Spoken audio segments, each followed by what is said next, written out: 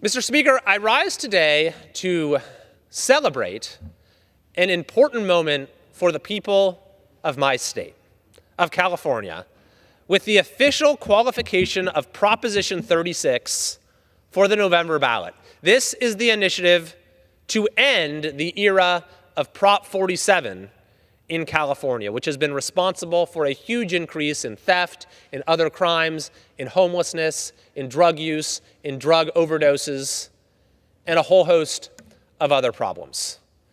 The initiative has qualified for the ballot and will be voted on by Californians this November, and I believe will pass overwhelmingly this November, in spite of one of the most corrupt schemes in the history of our state that was cooked up by the governor of California, actually a series of repeated schemes, all very novel and unprecedented in character, all directly meant to undermine the democratic process in California, all meant to continue to make our communities unsafe, and all of which, despite the governor having an overwhelmingly supermajority legislature, failed.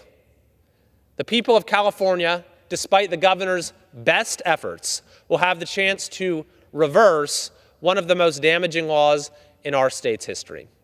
And I think that it's simply important to note for all Americans to see when you have something like this that happens within our system, where you have an elected official, in this case the governor, who directly seeks to undermine the democratic process.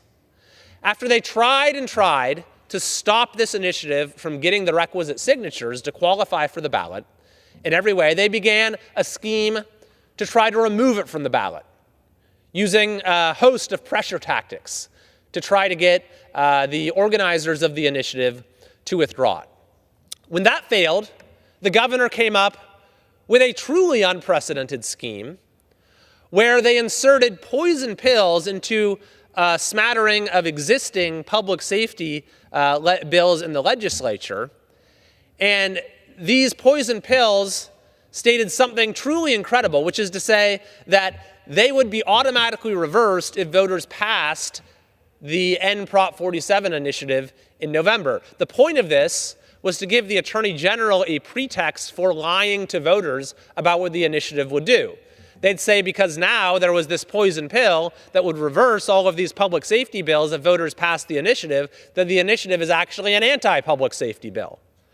Fortunately, the legislature ultimately refused to do the governor's bidding. They said, this is too corrupt for us. We want nothing to do with it. And that plan failed. So then, in the 11th hour, when it was past the deadline even to put an initiative on the ballot, the governor offered up a Hail Mary, where he said, okay, I can't get the End Prop 47 initiative off the ballot, so what I'm going to do is put on my own competing initiative, which is watered down, which is a very weak initiative, but that'll be enough to confuse voters. And what's more, he put in there that if his initiative passed with higher numbers than the other initiative, then the other initiative would be wiped out in its entirety, even though there are a lot of things in it that didn't conflict.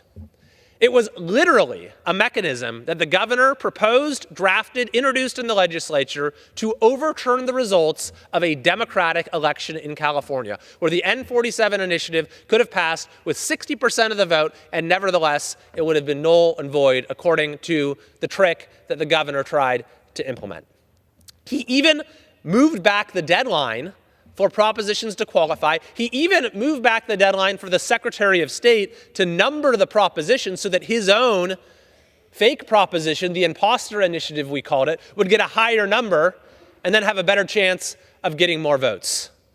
Well, fortunately, this scheme failed as well. Once again, his own supermajority in the legislature refused to do the governor's bidding.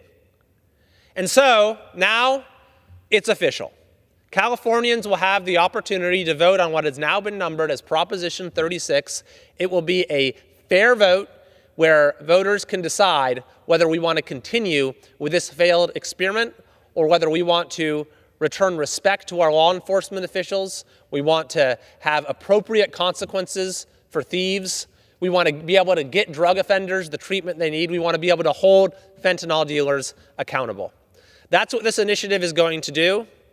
And I condemn in the strongest possible terms the concerted efforts by the governor of California to thwart and undermine our democratic process in an attempt to keep our communities unsafe.